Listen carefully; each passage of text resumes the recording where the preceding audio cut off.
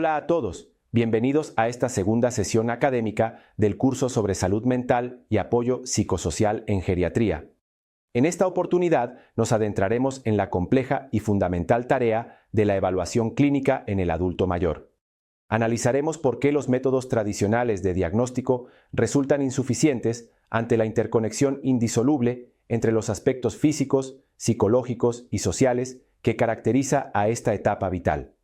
Exploraremos la necesidad de adaptar nuestras técnicas de entrevista y la importancia crítica de incorporar la perspectiva del informante clave para reconstruir una historia clínica veraz. Asimismo, examinaremos las herramientas neuropsicológicas más pertinentes para distinguir entre el envejecimiento normal y los procesos patológicos incipientes. Nuestro objetivo central es dotarles de un marco metodológico riguroso, pero profundamente humano, que permita realizar valoraciones integrales, respetando siempre la dignidad y la autonomía de la persona evaluada, evitando así el edadismo y los diagnósticos erróneos. Comencemos. Fundamentos y desafíos de la evaluación. Psicogeriatría, multidimensionalidad y complejidad clínica. La evaluación de la salud mental en el adulto mayor difiere sustancialmente de la evaluación en adultos jóvenes debido a la interconexión intrínseca e indisoluble entre los aspectos físicos, psicológicos, sociales y funcionales. En la práctica clínica, rara vez nos encontramos con un cuadro psicopatológico puro o aislado, pues la norma es la comorbilidad múltiple y la presentación atípica de los síntomas, lo que añade capas de complejidad al diagnóstico. Un enfoque unidimensional centrado únicamente en la identificación de sintomatología psiquiátrica clásica resulta insuficiente y potencialmente riesgoso, ya que puede conducir a diagnósticos erróneos e intervenciones iatrogénicas. Por esta razón, la valoración geriátrica integral se erige como el estándar metodológico indispensable, pues busca cuantificar capacidades remanentes y detectar problemas en todas las esferas de manera simultánea. Debemos desentrañar con precisión qué síntomas son atribuibles a un trastorno mental primario, cuáles son manifestaciones secundarias a una enfermedad médica y cuáles representan reacciones adaptativas ante estresores psicosociales significativos. Adaptaciones técnicas de la entrevista clínica. Si bien la entrevista clínica sigue siendo la piedra angular del proceso diagnóstico, su ejecución exitosa requiere adaptaciones específicas para acomodar los cambios fisiológicos y sensoriales asociados al envejecimiento.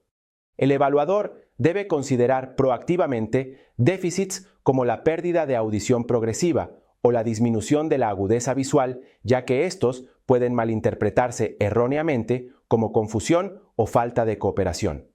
Es crucial asegurar un entorno físico adecuado, bien iluminado y libre de ruidos distractores y ajustar el estilo comunicativo, hablando de frente para permitir la lectura labial y vocalizando claramente. También debemos tener en cuenta que la reserva biológica y la resistencia a la fatiga suelen estar disminuidas, por lo que las sesiones excesivamente extensas pueden agotar los recursos atencionales del paciente y generar falsos positivos de deterioro cognitivo. Se recomienda dividir la evaluación en sesiones breves y mantener una vigilancia activa ante signos de cansancio, mostrando siempre una actitud empática y flexible para establecer una alianza terapéutica sólida. El rol del informante y consideraciones éticas. En el contexto psicogeriátrico, la perspectiva subjetiva del paciente a menudo resulta insuficiente por sí sola, especialmente cuando existe sospecha de deterioro cognitivo o falta de conciencia de enfermedad. La figura del informante clave se vuelve indispensable para reconstruir la historia clínica con veracidad, aportando datos ecológicos sobre cambios sutiles en la personalidad o comportamientos de riesgo que el paciente no reporta. Las discrepancias entre el informe del paciente y el del cuidador no deben verse como errores, sino como datos clínicos valiosos que requieren triangulación. Paralelamente, la evaluación conlleva implicaciones éticas profundas sobre la capacidad de decisión. Es fundamental recordar que la presencia de un diagnóstico psiquiátrico no anula automáticamente la competencia global del individuo.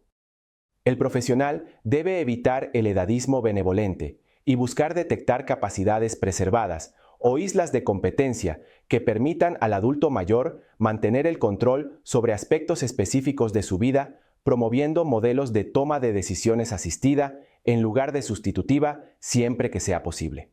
Una vez establecidos los cimientos éticos y metodológicos que rigen el encuentro clínico, es momento de dirigir nuestra atención hacia una de las áreas más sensibles de la geriatría.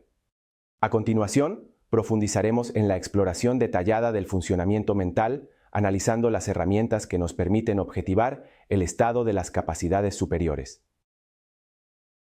Evaluación del estado cognitivo y neuropsicológico, instrumentos de cribado cognitivo. El primer paso en la valoración cognitiva suele ser la aplicación sistemática de pruebas de cribado diseñadas para ser breves y de fácil administración. Aunque el examen del estado mental mínimo ha sido históricamente muy utilizado, su utilidad clínica actual es debatida debido a que no detecta deterioro leve en personas con alta reserva cognitiva y presenta baja sensibilidad en estadios avanzados. En la práctica contemporánea, la evaluación cognitiva de Montreal se ha posicionado como el instrumento preferente para la detección sensible del deterioro cognitivo leve. A diferencia de otros tests, este instrumento incluye tareas significativamente más exigentes de función ejecutiva, memoria diferida y habilidades visoespaciales complejas. Esto le otorga una mayor capacidad para captar los estadios iniciales de las enfermedades neurodegenerativas y particularmente el deterioro de perfil vascular o subcortical. Adicionalmente, contamos con herramientas como el test del reloj, que evalúa de forma rápida la planificación y organización visoespacial, siendo de alta eficiencia para el entorno de atención primaria. Evaluación de memoria, lenguaje y funciones ejecutivas. Cuando el cribado inicial sugiere déficit, se requiere una exploración profunda por dominios específicos.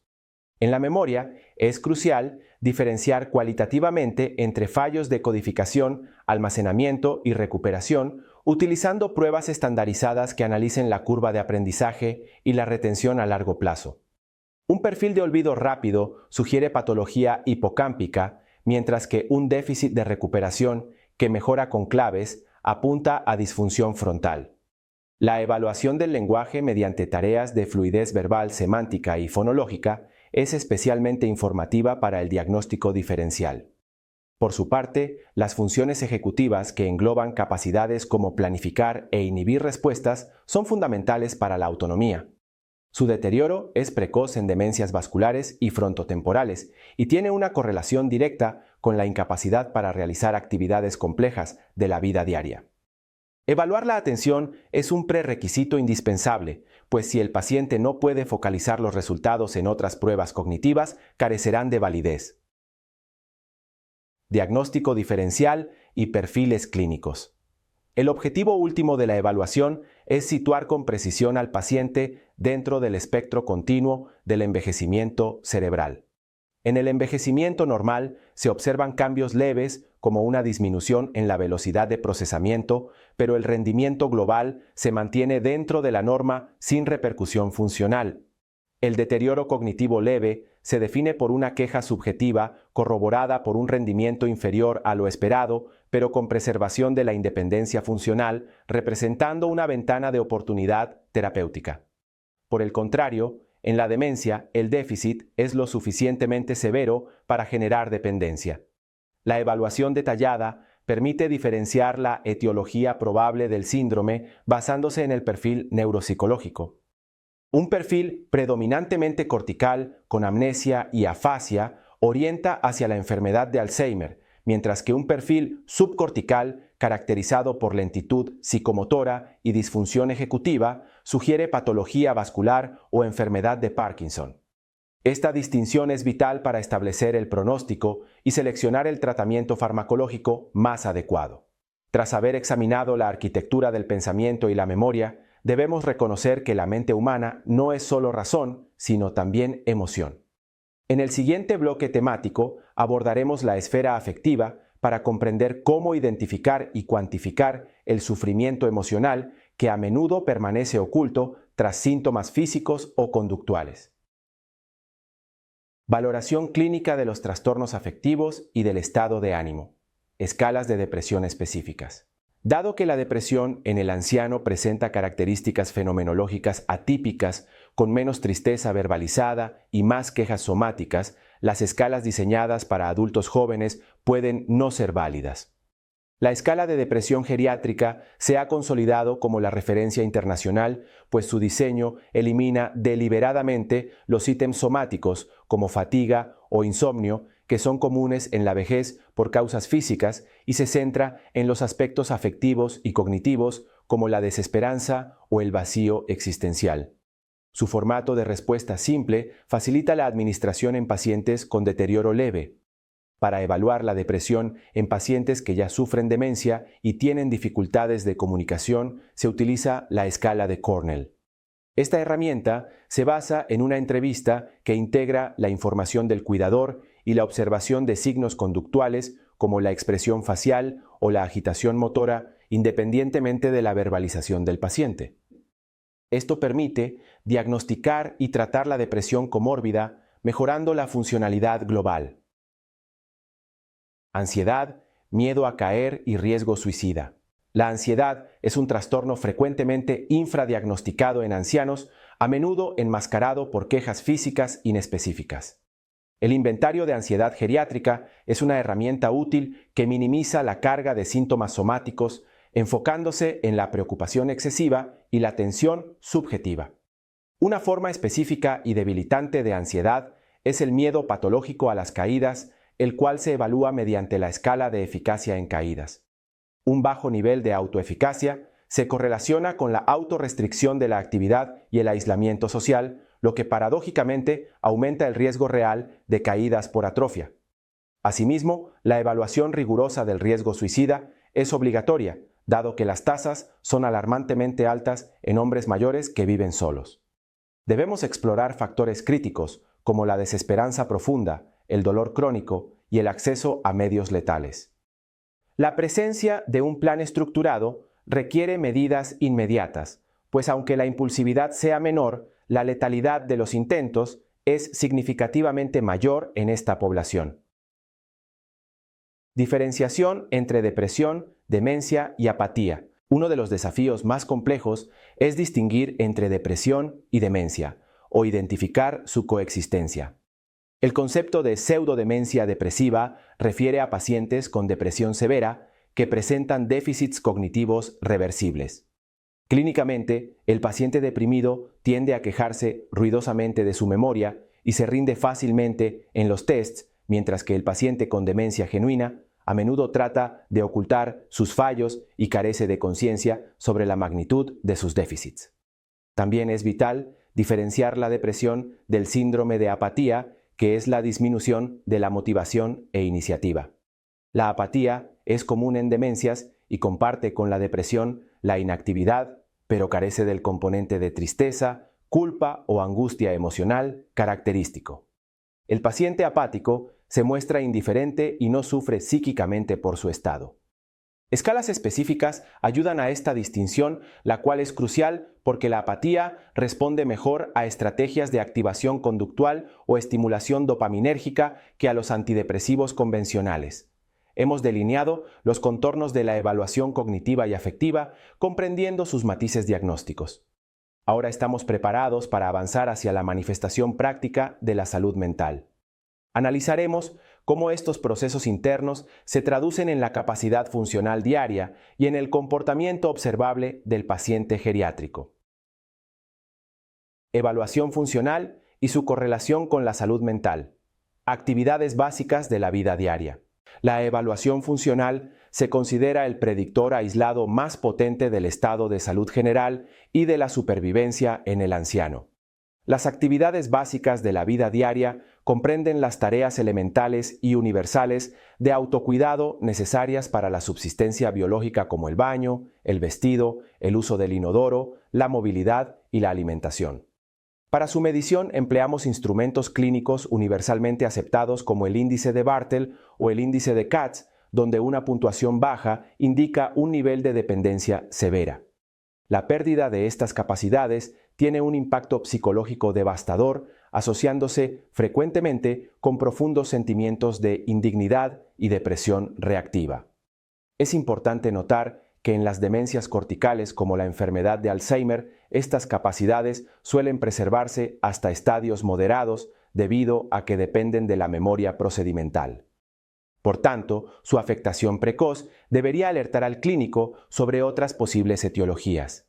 Nuestra evaluación debe identificar no solo qué no puede hacer el paciente, sino la causa subyacente para distinguir si el origen es una limitación física o una falta de motivación por un cuadro depresivo. Actividades instrumentales y complejidad. Las actividades instrumentales de la vida diaria representan tareas más complejas que implican una interacción adaptativa con el entorno, como el uso del teléfono, la gestión de las finanzas, el manejo de la medicación o la realización de compras. La escala de Lawton y Brody es el estándar para valorar estas funciones que requieren la integridad de capacidades cognitivas superiores, como la memoria de trabajo y la planificación. Estas actividades son invariablemente las primeras en deteriorarse en el deterioro cognitivo leve y en los estadios incipientes de la demencia. De hecho, evaluar las actividades instrumentales equivale a realizar una evaluación funcional y ecológica de la cognición. La incapacidad repentina para manejar el dinero o los olvidos en la medicación suelen ser las primeras señales de alarma observables para las familias.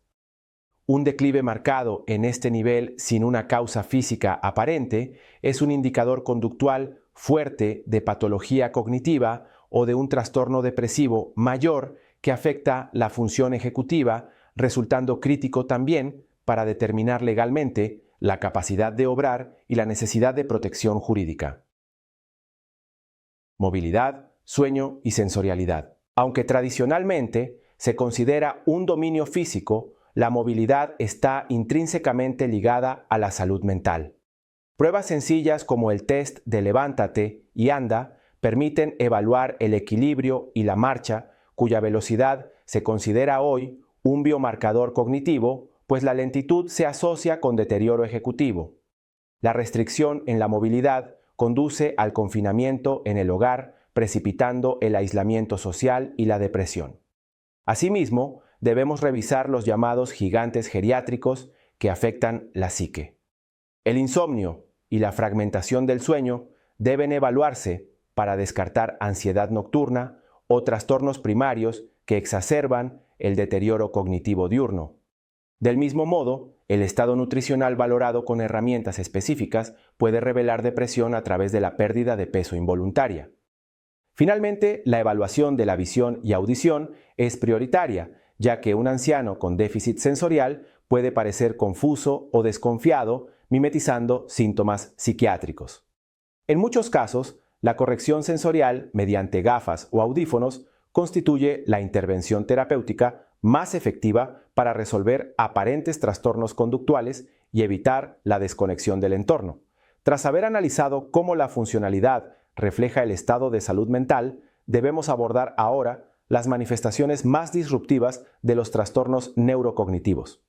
En la siguiente sección nos enfocaremos en aquellos síntomas específicos que generan el mayor estrés en el entorno familiar, requiriendo un enfoque que trasciende lo puramente cognitivo.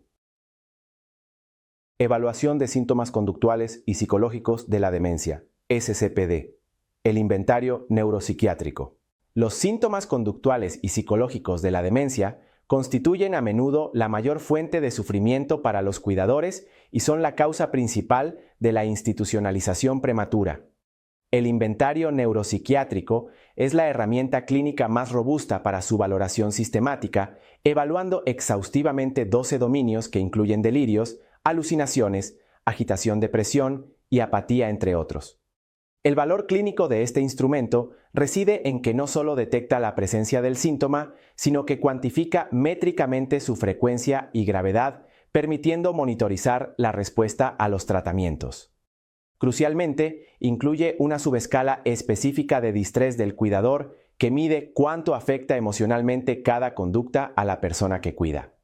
Esto permite al clínico priorizar la intervención de manera inteligente, pues a veces un síntoma leve, en frecuencia, genera una angustia máxima y una ruptura de la convivencia. Identificar qué conductas son intolerables para la familia es esencial para diseñar un plan de manejo que proteja la salud mental del binomio paciente y cuidador, evitando el colapso del sistema de apoyo. Agitación, agresividad y psicosis. La agitación es un constructo complejo que requiere un desglose fenomenológico mediante escalas específicas para diferenciar entre agresividad física o verbal y conductas no agresivas como el vagabundeo. La evaluación no debe limitarse a la cuantificación, sino seguir un modelo conductual que busque antecedentes y consecuencias. El evaluador debe actuar como un detective identificando si la conducta ocurre en momentos específicos o si está asociada a dolor físico no tratado o necesidades básicas insatisfechas. Por otro lado, la psicosis en la vejez puede manifestarse como delirios paranoides o alucinaciones visuales. Es críticamente importante evaluar el contenido emocional y la repercusión de estas experiencias. Si una alucinación es benigna y no genera angustia ni peligro, el principio de prudencia clínica sugiere evitar el tratamiento antipsicótico, dado el riesgo de efectos adversos graves. La evaluación debe discernir cuidadosamente si el síntoma requiere supresión farmacológica o si basta con manejo conductual y validación emocional, entendiendo la conducta como una forma rudimentaria de comunicación en un cerebro dañado. Evaluación del entorno y disparadores. Dado que el comportamiento es el resultado de la interacción entre la persona y su contexto, la evaluación psicogeriátrica debe incluir necesariamente una auditoría ambiental. Los entornos ruidosos con iluminación inadecuada o rutinas rígidas pueden precipitar directamente la aparición de síntomas conductuales al exceder la capacidad de adaptación neurológica del paciente.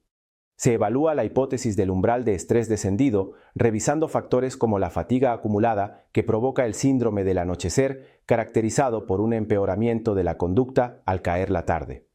La evaluación busca identificar gatillos modificables como espejos que provocan alucinaciones al no reconocer el propio reflejo, suelos brillantes que se perciben como mojados o temperaturas incómodas que el paciente no puede verbalizar. Entender que la conducta disruptiva suele ser la expresión de un malestar ambiental o físico transforma el abordaje, desplazándolo desde la contención química hacia la modificación del entorno y la atención centrada en la persona, garantizando un espacio que compense los déficits cognitivos y promueva la calma y la seguridad.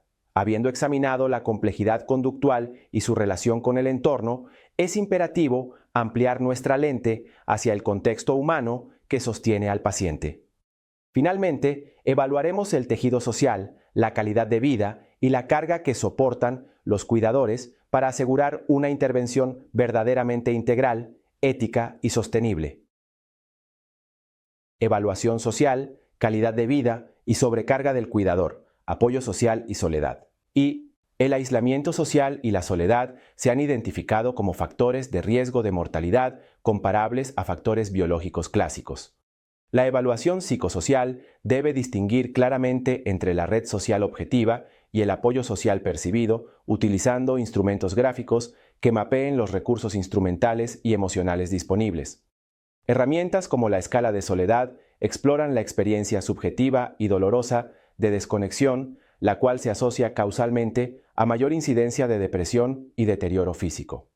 El evaluador debe identificar las barreras específicas para la socialización que pueden ir desde barreras arquitectónicas que convierten el hogar en una prisión hasta el miedo a la delincuencia o déficits sensoriales no corregidos.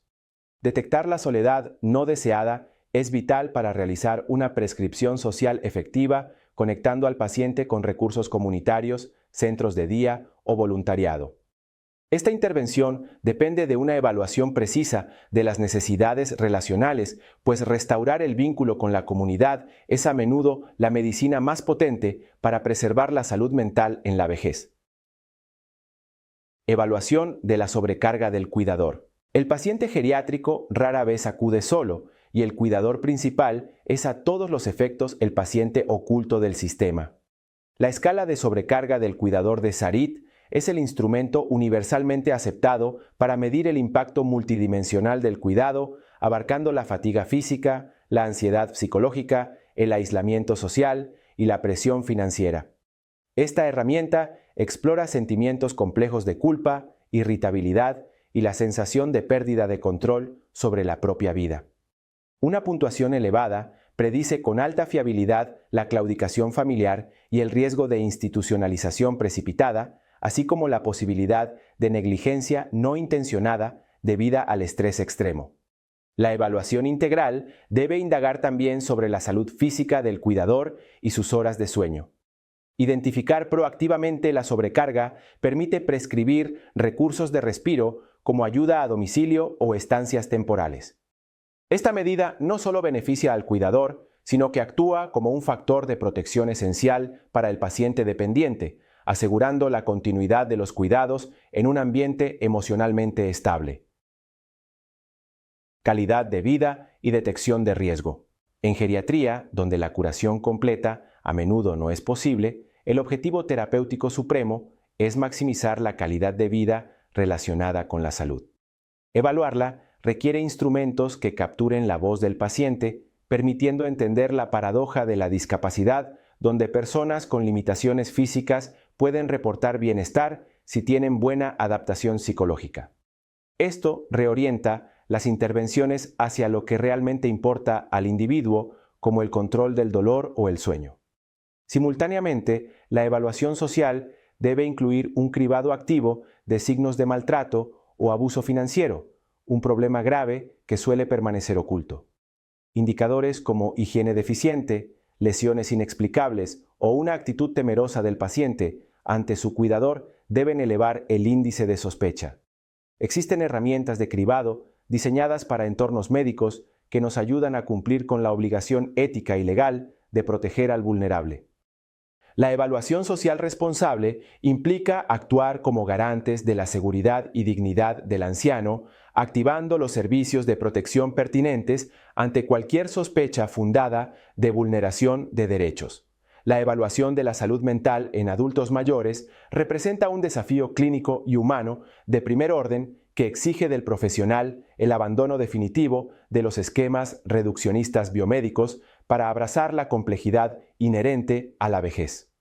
A lo largo de esta sesión se ha establecido de manera inequívoca que la valoración psicogeriátrica eficaz es, por definición, un proceso integral, multidimensional e interdisciplinario. No basta con diagnosticar una depresión mayor o una demencia basándose únicamente en una lista de verificación de síntomas aislados, pues es imperativo contextualizar profundamente estos hallazgos dentro de la funcionalidad real del paciente, su estado cognitivo actual, sus múltiples comorbilidades médicas y su entorno social. El uso riguroso de instrumentos psicométricos, validados como la evaluación cognitiva de Montreal o la escala de sobrecarga, proporciona la objetividad métrica necesaria para guiar el tratamiento, pero estas herramientas nunca deben sustituir al juicio clínico empático ni a la escucha activa de la biografía única del paciente. La distinción fina y experta entre los cambios propios del envejecimiento normal, los pródromos sutiles de enfermedad y la patología establecida, así como la identificación proactiva de factores reversibles, constituyen los pilares de una práctica ética. En última instancia, una evaluación de excelencia es aquella que, respetando escrupulosamente la dignidad y la autonomía de la persona mayor, traza un camino realista y compasivo hacia la mejor calidad de vida posible, independientemente de las limitaciones presentes. Gracias por su atención. Nos vemos en la próxima sesión.